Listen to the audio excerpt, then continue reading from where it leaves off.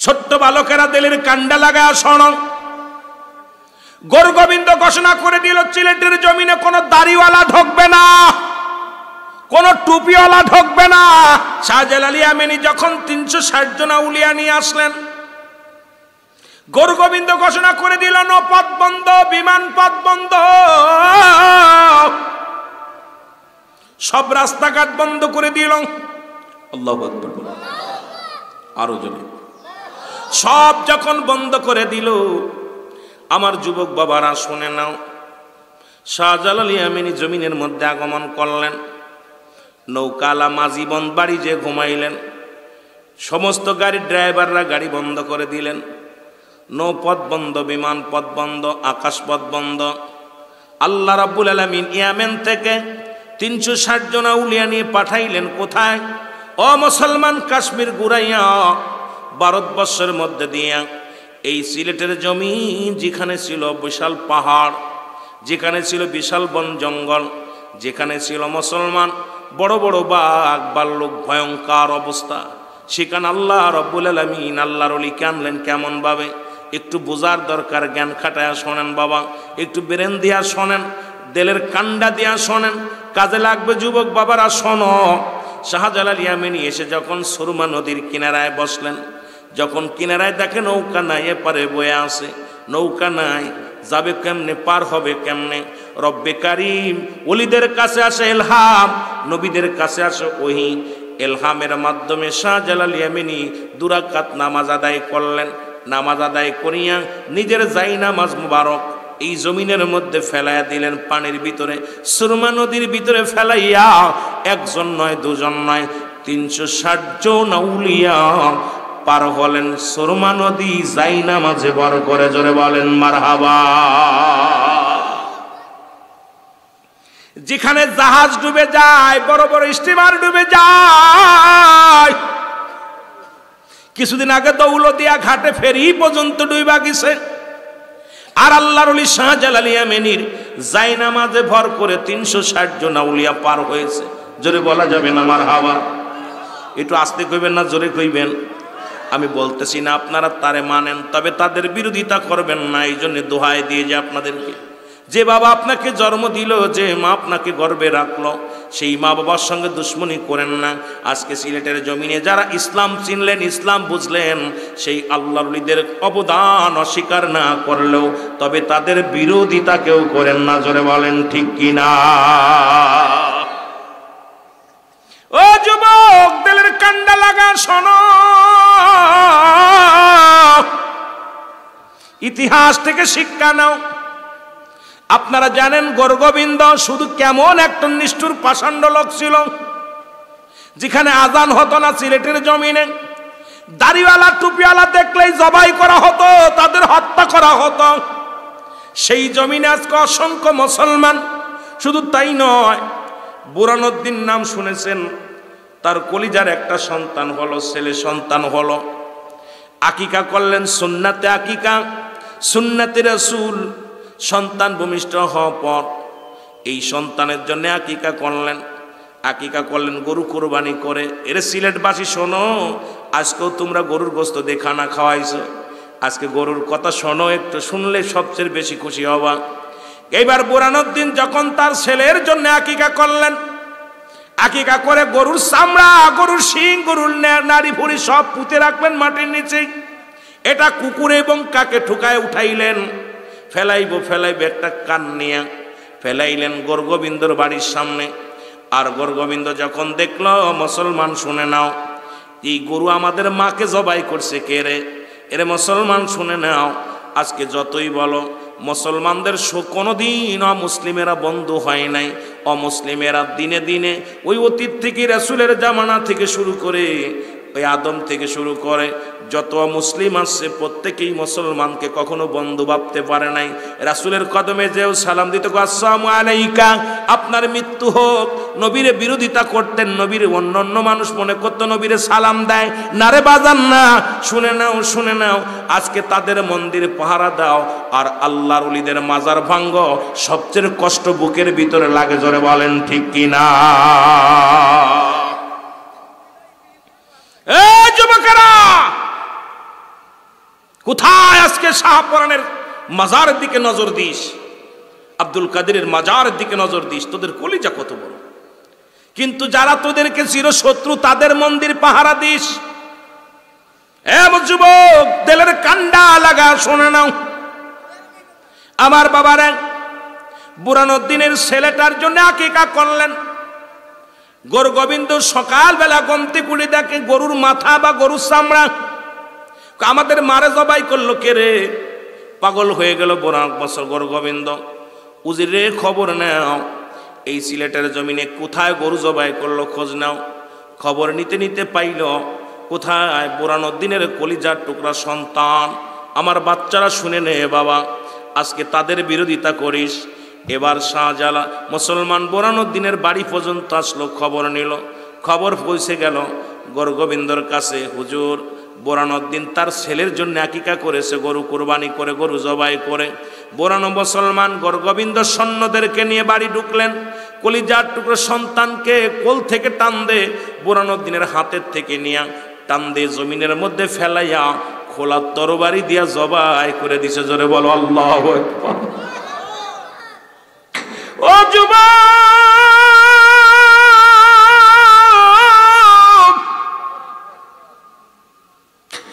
বড্ড কষ্ট লাগে রে, বড্ড মায়া লাগে।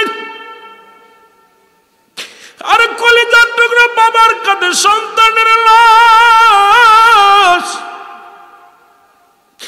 আরে আপনার সামনে যদি আপনার ছেলেকে কেউ জবাই করে কেমনে মেনে নিবেন গো?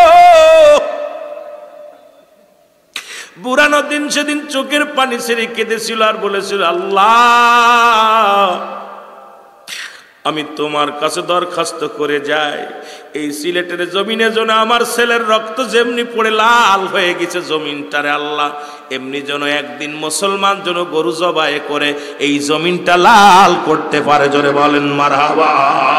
হাজার হাজার গরু জবাই হয়, কিন্তু সেই কলিজার টুকরা সন্তানের বিনিময়ে আজকে গরু জবাই হয়। ওদিন জুম্মার নামাজ পড়ে শাহজালাল ইয়ামানি আর বুরানুদ্দিন চোখের পানি ফেলে বলেছিল, আল্লাহ আমি সন্তানের বিচার চাই না, সন্তানকে জবাই করেছে গরগোবিন্দ, আমার দুঃখ নাই, কিন্তু এমন একটা দিন তুমি দেখায়ও সিলেটের অলিগলির মধ্যে যেন গরু কুরবানি হয়। সুবহানাল্লাহ বলেন না। আজকে সেই গরুর গোস্ত দিয়ে গোস্ত খায়া, আজকে সেই গোস্ত খাইতেছস আর আল্লাহর ওলিদের মাজারে যে আক্রমণ করতেছিস। তোদের কি কলিজার মধ্যে? এই জন্য জীবনী পড়তে বলি, একটু জীবনী পড়তে বলি তোদেরকে। সন্তান হারানোর বিনিময়ে গরুর গোস্ত খাচ্ছিস তোরা। আজকে কলিজার টুকরা সন্তানকে হাত থেকে ছিনিয়ে নিয়ে জবাই করে দিয়েছিল। আজকে তোরা সেই সিলেট বিভাগের মানুষ, তোমাদের সামনে যখন মাজারের দিকে কেউ আঙ্গুল তোলে, আরে গায়ে এক চুল রক্ত থাকতে কখনো তাকে ক্ষমা করা সম্ভব নয়। জোরে বলেন ঠিক কিনা? আর একটু জোরে বলেন ঠিক কিনা? এই জন্য ইতিহাস। এ আমার ভাইয়েরা, আমার বন্ধুরা, আমার গভীর মনোযোগ, ওই যে গভীর মনোযোগ। আল্লাহ রাব্বুল আমিন, এ মুসলমান দিলের কান্ডা লাগা শোনো। বুখারীর হাদিস থেকে, বুখারী শরীফের হাদিস, যদি কোনো ব্যক্তি আল্লাহর ওলিদের বিরোধিতা করে, রব্বুল আলামিন তার বিরুদ্ধে জিহাদ ঘোষণা করে। জোরে বলেন আল্লাহু আকবার। আর একটু জোরে জোরে চিল্লায়া বলা যাবে না আল্লাহু আকবার। নবী কি বলে, উম্মতিরা রে, আমি দুনিয়া থেকে দুনিয়ার মধ্যে আগমন করলাম, উলামা ইকরাম যারা সগো, নবী বলেন হায়াতি খায়রুল লাকুম, আমার হায়াতের জিন্দেগিটা আমার উম্মতের জন্য কল্যাণ স্বরূপ। কারণ আমার উম্মতের সঙ্গে আমি কথাবার্তা বলেছি, উম্মতের সঙ্গে চলাফেরা করেছি, এই জন্য আমার উম্মতের জীবনটা ধন্য। আবার নবীকে আমি দুনিয়া থেকে বিদায় নিলাম, এটা আমার উম্মতের জন্য কল্যাণ স্বরূপ। আমার নবী বলতেছেন, মুসলমান ওফাতি খায়রুল লাকুম, আমার ওফাতটা আমার উম্মতের জন্য কল্যাণ স্বরূপ। কারণ পৃথিবীর মধ্য থেকে কোন উম্মত যদি গুনাহ ভালো কর্ম করে, আমি রব্বি কারীমের দরবারে প্রশংসা করি আমার উম্মতের হইয়া। আবার যদি কোনো ব্যক্তি গুনাহের কাজ করে, সঙ্গে সঙ্গে আমি নবী আল্লাহর দরবারে ইস্তেগফার করি উম্মতের জন্য। ভুল করে ছেলে মাফ চায় বাবা, ভুল করে গ্রামের ছেলে মাফসাই চেয়ারম্যান মেম্বার যাইয়া এমন নবীর উম্মত হইলাম, অন্যায় করিয়া আমি ক্ষমা চাই আমার নবী, এই নবীর পক্ষে থাকা লাগবে কি লাগবে না? নামটা হলো জুনাইদ বাগদাদি। জুনাইদ বাগদাদি ছিলেন তৎকালীন জামানায় বাগদাদ নগরের সব চাইতে পালোয়ান কুস্তি খেলোয়াড়। তৎকালীন জামানার মধ্যে এই জুনাইদের সঙ্গে কুস্তি খেলে এমন কোন পালোয়ান ছিল না তার সঙ্গে কুস্তি ধরে পারত। রব্বুল আলামিন তার গায়ে এত শক্তি, এত মেধা, এত জ্ঞান তারে দান করেছিল। তৎকালীন জামানার মধ্যে জুনাইদ বাগদাদি ছিল 1 নাম্বার কুস্তি খেলোয়াড়। জোরে জোরে চিল্লায় বলা যাবে না মারহাবা।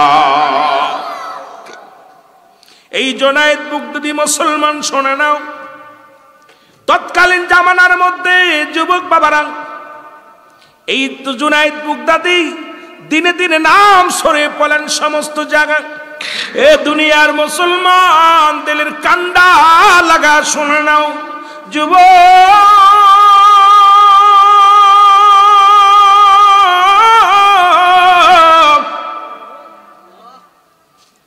মুসলমান শুনে নাও। বাগদাদ নগরের বলতেছিলাম, এ যুবক জুনাইদ বাগদাদি, জোরে বলো মারহাবা।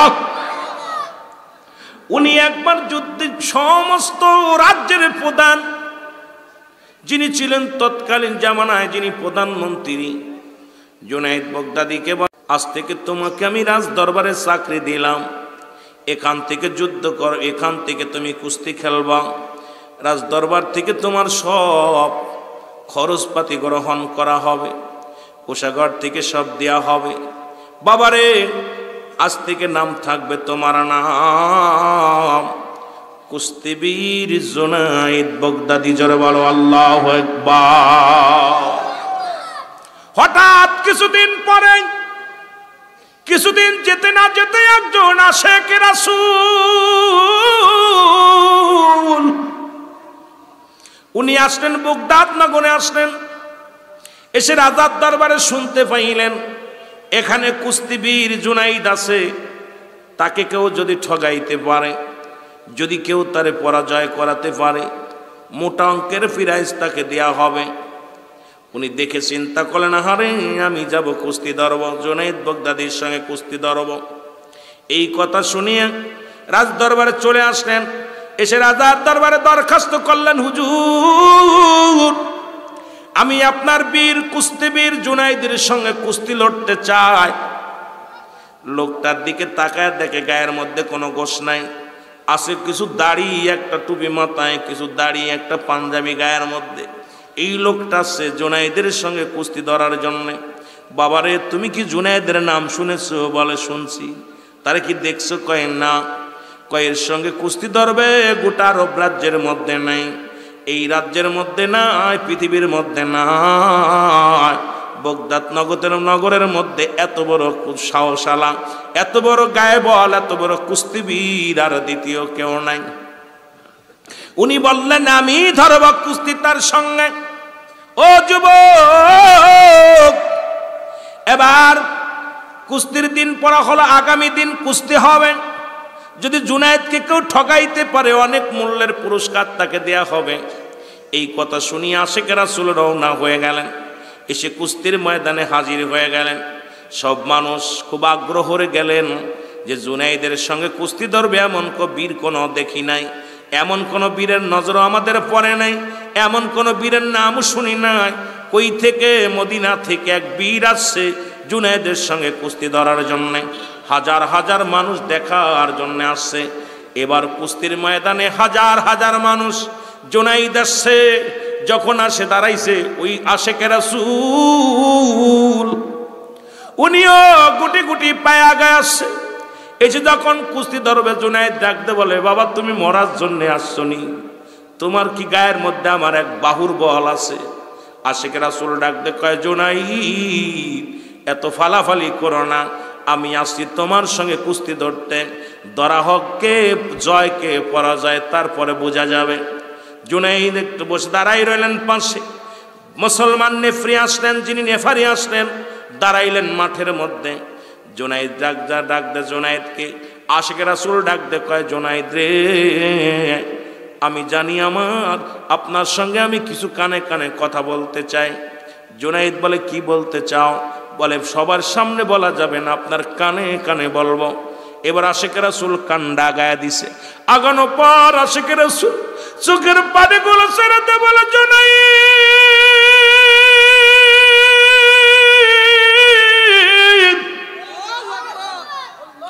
জুনাইদ রে, আমার সমস্ত দেহের মধ্যে যে শক্তি আছে, তোমার এক বাহুর মধ্যে তার বেশি শক্তি রে জুনাইদ। আমি জানি তোমার এক বাহুর বলের সঙ্গে আমি পারবো না, তোমার এক হাতের সঙ্গে আমি পারবো না। আমি এসেছি জুনাইদ রে, আমি মক্কা মদিনা থেকে এসেছি। ও জুনাইদ, শুনে নাও, আমার নবীর আহলে নবীর বংশরা, সৈয়দ গোষ্ঠীর কিছু মানুষ, ও আশিকে রাসূলেরা, শুনে নাও, আমার নবীর দলের কিছু মানুষ, আমার নবীর মুসলমান, শুনে নাও, আমার নবী বংশের কিছু মানুষ, সৈয়দ বংশের কিছু মানুষ অনাহারে আছে রে জুনাইদ। ওই অনাহারেকে খাবার দেওয়ার জন্য আমি রে জুনাইদ এসেছি তোমার সঙ্গে কুস্তি ধরতে রে জুনাইদ। একমাত্র তুমি পারো নবী বংশের মুখে খাবার দিতে রে জুনাইদ। জুনাইদ রে, আমি এসেছিলাম বগদাদ নগরে বাদশার কাছ থেকে কিছু সাহায্য নিব, কিন্তু নবী বংশের মানুষের মুখ ছোট হয়ে যাবে, তাদের মাথা নত হয়ে যাবে, এই কারণে আমি বাদশার কাছে সাহায্য চাই নাই। তোমার সঙ্গে কুস্তি ধরে যদি জয় লাভ করি রে জুনাইদ, এই টাকাগুলো, এই সম্পদগুলো নিয়ে আমি নবী বংশের মানুষের মুখে খাবার দিব। তুমি পারো একমাত্র নবী বংশের ইজ্জত রক্ষা করতে, তুমি পারো একমাত্র নবী বংশের মুখে হাত দিতে। জোরে বলো মারহাবা। এ দুনিয়ার মুসলমান,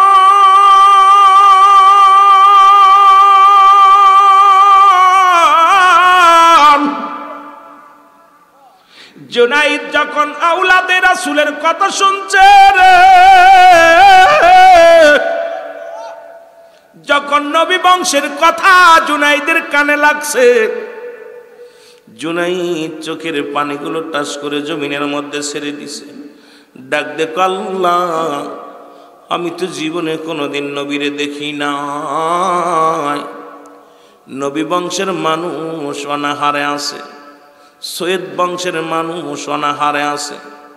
আমি জুনাইদ, ও আমার আল্লাহ, আমি জুনাইদ যদি আজকে জয় লাভ করি, নবী বংশের মানুষের আমি পরাজয় করাবো।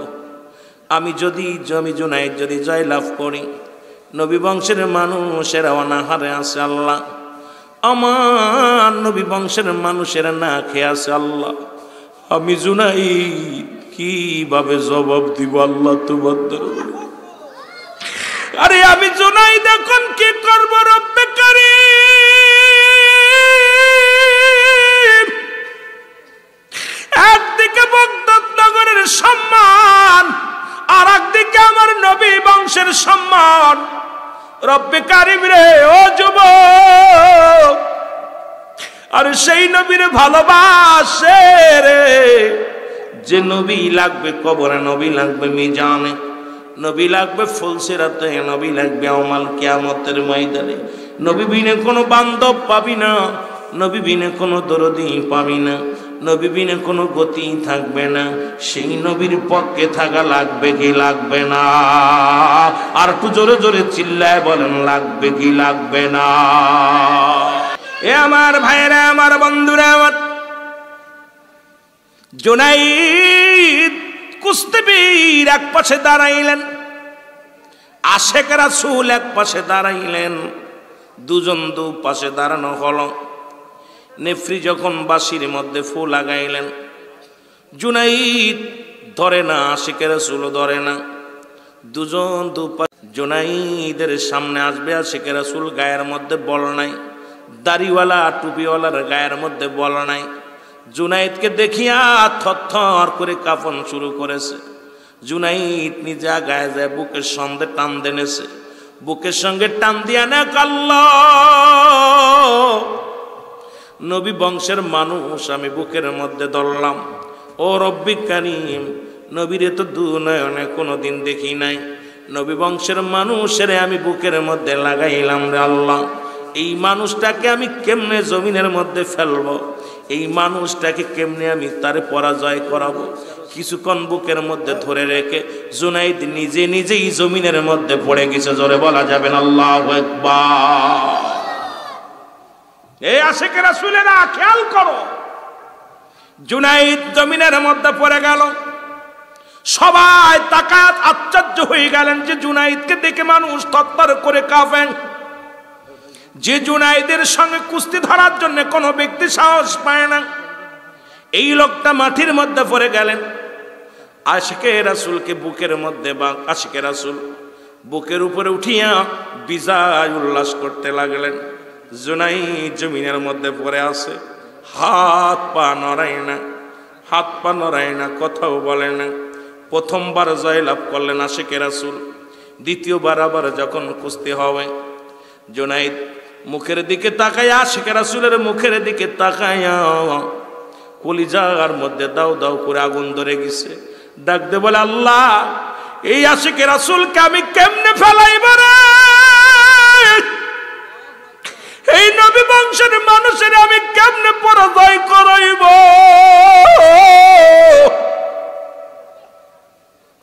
আমি জুনাইদ একদিকে বাগদাদ নগরের ইজ্জত, এদিকে আমার মায়া আর নবীর ইজ্জতের চাদর ধরে আমি জুনাইদকে এমনি টান দিব রে আল্লাহ। দ্বিতীয়বার আবার জুনাইদ, এ মুসলমান কুস্তিবীর জুনাইদ আশিকে রাসূলের বুকের মধ্যে নিলেন, কিছুক্ষণ ধরে রাখলেন। আশিকে রাসূল বলে, জুনাইদ রে তোমার কি মনে আছে নবী বংশের মানুষ অনাহারে? জুনাইদ রে, ও জুনাইদ, ওই নবী বংশের মানুষগুলো অনাহারে রে। জুনাইদ নিজেকে ধৈর্য ধরতে পারে নাই, জুনাইদ একা একা নিজের জমিনের মধ্যে পড়ে গেলেন। কুস্তিবীর জমিনের মধ্যে যখন পড়ে গেছে, আমার বাবারা আমার দিলের কান্ডা লাগা শোনো, আশিকে রাসূল সঙ্গে সঙ্গে মুসলমান শোনো, ও মুসলমান, নবী বংশের মানুষটা জুনাইদের বুকের উপরে উঠিয়া আবার উল্লাস শুরু করে দিছে। সবাই নীরবতা পালন করে, সবাই আশ্চর্য হয়ে গেলেন যে জুনাইদের গায়ের মধ্যে যে বল, একটা বাহুর বল ওই কুস্তিবীরের ভিতরে নাই। এই লোকটা আবার পরাজয় হয়ে গেল। ও আশিকে রাসূলেরা দিলের কান্ডা লাগা শোনো, কি হতে কি হয়ে গেল। জুনাইদ দ্বিতীয়বার পরাজয় করলেন। তৃতীয়বার রাজা নিজেই চলে আসলেন, মাঠে আসলেন। আসিয়ার জুনাইদকে ডাক দিয়ে বলে, জুনাইদ তোমাকে খাওয়াই, তোমাকে পড়াই, তোমাকে সুযোগ সুবিধা সব সরকারিভাবে দিয়েছি, তুমি যদি একজন সাধারণ মানুষের কাছে পরাজয় করো, জুনাইদ রে আমার বাগদাদ নগরের ইজ্জত চলে যাবে রে জুনাইদ, তুমি পারো আমার ইজ্জত রক্ষা করতে। জুনাইদ একবার তাকায় মুসলমান বাগদাদ নগরের প্রধানের দিকে, আবার তাকায় আওলাদে রাসূলের মুখের দিকে। এ আল্লাহ রব্বি কারীম,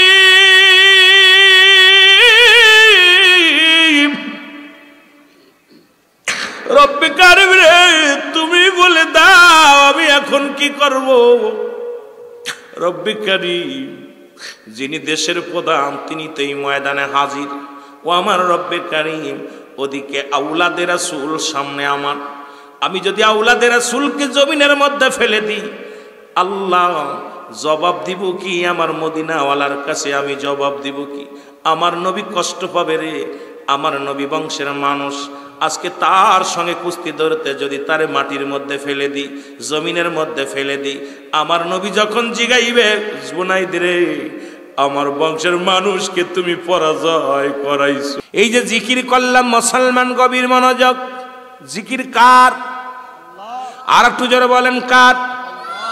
জিকির আল্লাহর। মুসলমান জিকির দুভাগে বিভক্ত, একটা হলো জাহিরি, একটা হলো বাতিনি।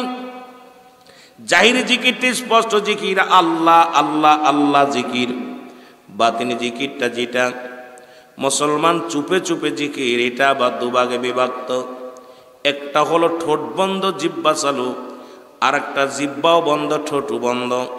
মানব দেহের বাম দুধের নিচে একটা হাড়, হাড়ের নিচে একটা গোস্ত। গোস্তটাকে আরবিতে বলে কল্প, ইংলিশে বলে হার্ট। এটা যাদের পবিত্র, বাংলায় বলে হৃৎপিণ্ড। এটা যাদের পবিত্র, সমস্ত দেহ রাজ্য পবিত্র। জোরে বলেন মারহাবা। এখন কিতাবের ভাষায় জিকির আসছে চার ভাগে বিভক্ত। জোরে বলেন আল্লাহু আকবার। যেহেতু জিকির দিয়ে শুরু করেছি, একটু না বললে অনেকের ভিতরে খটকা লেগে যাবে। মুসলমান শোনো, জিকির চার ভাগে বিভক্ত।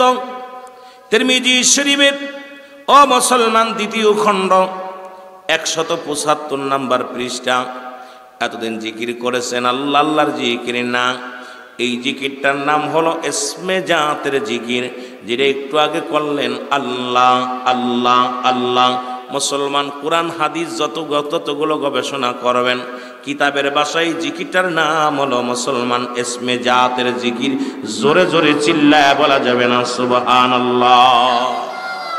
বাইহাকি শুআইবুল ঈমানের প্রথম খণ্ড 337 338 নম্বর পৃষ্ঠা। কিতাবের নাম লিখবেন, পৃষ্ঠা গুনবেন, না পাইলে ধরবেন। মুসলমান শোনো, যেহেতু আমরা সুন্নিরা যখন জিকির করি, অনেক মানুষ এটা নিয়ে আবার তরিকাপন্থী ভাইয়েরা যারা জিকির করে, এটা নিয়ে অনেকেই গবেষণা করি, অনেকেই এটাকে বন্ড বলে। অনেকেই জিকির কার যখন করে এদেরকে পাগল বলে, অনেকেই বন্ড বলে, অনেকেই প্রতারক বলে। মুসলমান শুনে নেন, এতদিন জিকির করেছেন কালেমার জিকির না, না কোথাও কোনো কিতাবের মধ্যে কালেমার জিকির পাবেন না। এই জিকিরটার নাম হলো নাফি জাতের জিকির, লা ইলাহা ইল্লাল্লাহু মুহাম্মাদুর রাসূলুল্লাহ সাল্লাল্লাহু আলাইহি ওয়াসাল্লাম। জোরে জোরে চিল্লায় বলেন মারহাবা। এ মুসলমান, কানজুলুল মানের প্রথম খণ্ড আগে লিখে নেন। যারা তরিকাপন্থী আছেন লিখে নেন কিতাবের নাম, জিকিরের নাম। কারণ প্রতিদিন রুহুল আমিন আসবে না, প্রতিদিন আলেম উলামা আসবে না। যেটা করবেন সেটার পিছনে দলিল থাকা লাগবে। আমার বাবারা, আমার গভীর মনোযোগ। কানজুলুল মানের প্রথম খণ্ড 200 মুসলমান 14 নম্বর পৃষ্ঠা। আমি যে কিতাবের নাম বলি, কিতাব লেখেন, আর আমি যে পৃষ্ঠার নাম বলি, যদি না পান এসে ধরবেন, ওপেন ভয়ের কোনো কারণ নাই। এতদিন জিকির করেছেন তওবার জিকির, কোনো কিতাবে দ্বারা তওবার জিকির নাই। এই জিকিরটার নাম হলো কুওয়াতের জিকির, লা হাওলা ওয়ালা কুওয়াতা ইল্লা বিল্লাহ। জোরে বলেন মারহাবা। ইবনে মাজার মধ্যে 4 নম্বর জিকির, সুবহানাল্লাহ আলহামদুলিল্লাহ লা ইলাহা। আরো জোরে বলেন সুবহানাল্লাহ আলহামদুলিল্লাহ লা ইলাহা। এই দুনিয়ার মুসলমান,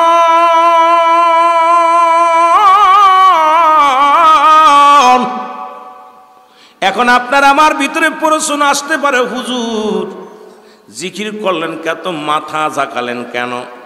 আজকে মুসলমান যিনি বসে আছেন, ইনি কোরআনের হাফেজ, আমার ভাই বসে আছে, আর সবচেয়ে বেশি জিকির করে কোরআনের পাখিগুলো। বিসমিল্লাহির রহমানির রহিম, ইন্নাল্লাযীনা ক্বালু রাব্বুনাল্লাহু সুম্মা ইসতাকামু তাতানাজ্জালুল মালাঈকাতু আল্লাহ। আরে বাবা, সবচাইতে বেশি জিকির করে কোরআনের পাখিগুলো। আমরা জিকির করতে গেলে বলি আল্লাহ আল্লাহ, এটা দেখে কিছু বেঈমান মুনাফিকরা বলে, ওই দেখ মাথা কোটে উকুরু কুরু করে। সবচেয়ে বেশি জিকির করে যারা কোরআনের পাখিগুলো। জোরে বলেন ঠিক কিনা? আর একটু জোরে জোরে চিল্লায় বলা যাবেন আল্লাহু আকবার। কষ্ট হয়নি আপনাদের? কষ্ট হয়? জোরে বলেন কষ্ট হয় কিনা? সবচেয়ে বেশি জিকির করে কোরআনের পাখিগুলো, কারণ সব সময় পাছা ঢলে আর জিকির করে এইভাবে গড়ে ধরে। বাবারে বাবা, জোরে করেন। আমরা তো আল্লাহ আল্লাহ সুবহানাল্লাহ আলহামদুলিল্লাহ লা ইলাহা। এখন কইতে পারেন হুজুর এটাও মানলাম, এটাও নয় মেনে নিলাম, কিন্তু আপনারা জিকিরের সময় সামা গান কোন দলিলে আছে? ও যুবক, যদি দলিল না থাকে সুন্নিরা সেটা পালন করে না, কারণ গায়েবী কোনো আওয়াজ সুন্নিরা এইগুলো মুসলমান তোমাদের মতো মন গোড়া তোমাদের অমুক গুরু বলছে, অমুক জনই বলছে, এইটা সুন্নিরা বলে না। মুসলমান শুনে নাও, রাসূলের দরবারে দুজন সাহাবী ছিল যারা রাসূলকে নাচ শোনাতেন। জোরে জোরে বলেন আল্লাহু আকবার। ও মুসলমান শুনে নাও, রাসূলের দরবারে দুজন সাহাবী ছিল যারা সদা সর্বদাই আমার নবীকে কবিতা আবৃত্তি করে শোনাইতেন, গজল শোনাইতেন, নাচ শোনাতেন। আমরা কিছু গজল গাই, তার তালে তালে আল্লাহ আল্লাহ জিকির জারি করি। মুসলমান আমরা কোনো মানুষের নামে জিকির করি না, জিকির করি রব্বে কারিমের। জোরে বলেন ঠিক কিনা? মুনাফিক চিনার উপায় হলো যখন জিকির করবে, যখন জিকির করবে তখন কি করবে? অলসিতা করবে, গাফিলতি করবে। আর যখন নামাজ দাঁড়াবে তখন অলসতা করবে। নামাজে দাঁড়াইলে মুনাফিক চিনা যায়, দেখবেন এক পায়ে দাঁড়াবে, হাত পাখা যাইবে, গলায় খুশখুশি করবে। আর জিকির যখন করবে এই মুনাফিকগুলো জিকিরের সময় তাকায় তাকায় দেখবে আর ভণ্ডামি করবে। আল্লাহ জিকির করতে যায় যাদের মন চায় না, আল্লাহ জিকির করতে যারা ধোঁকাবাজি করে, এদের মতো মুনাফিক আর দুনিয়ার মধ্যে কেউ নাই। জোরে বলেন ঠিক কি না? জোরে জোরে চিল্লায় বলা যাবেন আল্লাহু আকবার। এখন সমস্ত মাখলুকাতি কার জিকির করে? আল্লাহর। জোরে বলেন কার? আর একটু জোরে চিল্লায় বলেন কার? ও যুবক, একমাত্র মানুষ এবং গাছ জিকির করে আল্লাহর, নোয়া জিকির করে আল্লাহ। একমাত্র গাছ এবং মানুষ মাথা নোয়া জিকির করে আল্লাহ। জোরে জোরে চিল্লায় বলা যাবে না মারহাবা। এই দুনিয়ার মুসলমান শুনে নাও, নবীর প্রেমিকেরা গো, দিলের কান্ডা লাগা শুনে নাও। আজকে আমি কোরআনুল কারীম থেকে ছোট্ট একটা সূরা তেলাওয়াত করলাম। সূরা ইউনূসের মধ্যে 11 নম্বর পারা 62 নম্বর আয়াত। আল্লাহ কয় আলা সাবধান, ইন্না নিশ্চয়, আলা ইন্নাহু লিল্লাহি, আল্লাহর তরফ থেকে যারা ওলি হয়, লা নাই খাউফুন শব্দের অর্থ ভয়, ওলা যদি অবস্থান করে হুমদের উপরে জানুন, তাদের কোনো চিন্তা নাই, ভাবনা নাই। এ মুসলমান, নামাজের আগে আলা নাই, হজের আগে আলা নাই, যাকাতের আগে আলা নাই। আল্লাহর মাহবুব বান্দা আল্লাহর ওলিদের বিষয়ে বলতে যাইয়া রব্বি করিম শুরুতেই বলছে আলা সাবধান। ওলি আল্লাহদের বিষয়ে কথা বলতে যায় রব্বে কারীম বলে সাবধান, রাসূলও বলে সাবধান। বলতেছিলাম হাদিস শরীফ থেকে, মুসলমান শুনে নাও। মেরকাত সরে মেরকাতের 10ম খণ্ড 722 নম্বর পৃষ্ঠা, তাফসীরুল বায়ান 5ম খণ্ড 524 নম্বর পৃষ্ঠা। রাসূল বলে আলা সাবধান। ওদিকে আল্লাহ কয় আলা, রাসূলও কয় আলা। এই পৃথিবীর মধ্যে বাংলার জমিনে অসংখ্য আল্লাহর ওলিরা শুয়ে আছে, যাদের বিষয়ে কথা বলতে গেলে একটু হিসাব করে বলা লাগবে। জোরে বলেন ঠিক কিনা? এর দুইটা দেশ, একটা দেশ হলো সোনার মদিনা, আর একটা দেশ হলো সোনার বাংলা। এক দেশে অসংখ্য নবী আগমন করেছে, আর একটা দেশের মধ্যে অসংখ্য আল্লাহর ওলিরা আগমন করেছে। তার মধ্যে আজকের যিনি আল্লাহর ওলি, ও মুসলমান শুনে নাও, গভীর মনোযোগ, দিলের কান্ডা লাগায় শুনে নাও। তার মধ্যে একজন আল্লাহর ওলি মাওলানা হাফেজ আব্দুল কাদের সাহেব। মুসলমান শুনে নাও, তিনিও একজন আল্লাহর মাহবুব বান্দা ছিলেন। মুসলমান শুনে নাও, যারা যার স্মরণে আজকে মাহফিল কানা করো, যাদের মৃত্যু নাই, যারা কবরের মধ্যে, তারা রওজা পাকের মধ্যে আরো বেশি বেশি আমল করার সুযোগ আল্লাহ দান করে। জোরে বলেন ঠিক কিনা? ঠিক কিনা? ঠিক কিনা? এরে মুসলমান, এখন কইব হুজুর দলিল কই? এ তোর বাবার মাথা লয়া যা, ভালো করে লয়া যা। রাসূল বলে মুসলমান মেরকাত সরে মেরকাতের 10ম খণ্ড 722 নম্বর পৃষ্ঠা, তাফসীরুল বায়ান 5ম খণ্ড 524 নম্বর পৃষ্ঠা। মুসলমান রাসূল কালা সাবধান, ইন্না নিশ্চয়, আলা ইন্না উলিল্লাহি, আল্লাহর তরফ থেকে যারা ওলি হয়, লা ইয়ামাউত, তাদের মৃত্যু নাই। এ মুসলমান গভীর মনোযোগ। এই কানার দলদের যতই আপনি বুঝান ওরা মানতে চাইব না। আল্লাহর ওলিদের কত পাওয়ার, আল্লাহর ওলিদের কত ক্ষমতা।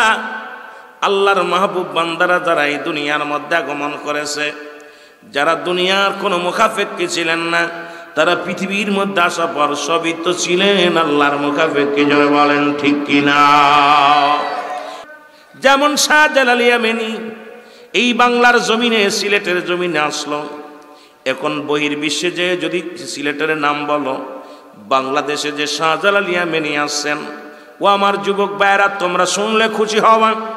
এই সিলেটের জমিনে মদিনার মাটি আছে, যে মাটি নিয়ে শাহজালাল ইয়ামানি উনি মক্কা মদিনায় গেলেন, রাসূলুল্লাহর দিদারত করে, রাসূলুল্লাহর সঙ্গে দিদার করে, এরপরে ইয়ামেন হইয়া এই বাংলার জমিনে, সিলেটের জমিনে আসলেন।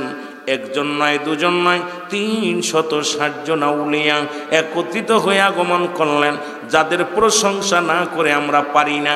আপনারা যদিও বাবার আপনারা মানেন না, কয় গোয়ালির দৌড়ের ঘাস মানুষে খায় না।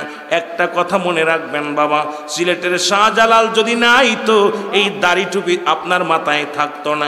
টুপিগুলো কার জন্য ব্যবহার করেন? আজকে দুনিয়ার মধ্যে মুসলমান এই শাহজালাল আগে আসছে, তারপরে আসছে মাদ্রাসা। সেই মাদ্রাসায় লেখাপড়া করে মুসলমান আজকে সেই শাহজালালের বিরোধিতা করেন, শাহপরানের বিরোধিতা করেন, মুসলমান আব্দুল কাদের সাহেবের বিরোধিতা করেন। আসলে আপনাদের কপাল মন্দ, এই জন্য আল্লাহর ওলিদের চেনেন না। জোরে বলেন ঠিক কিনা?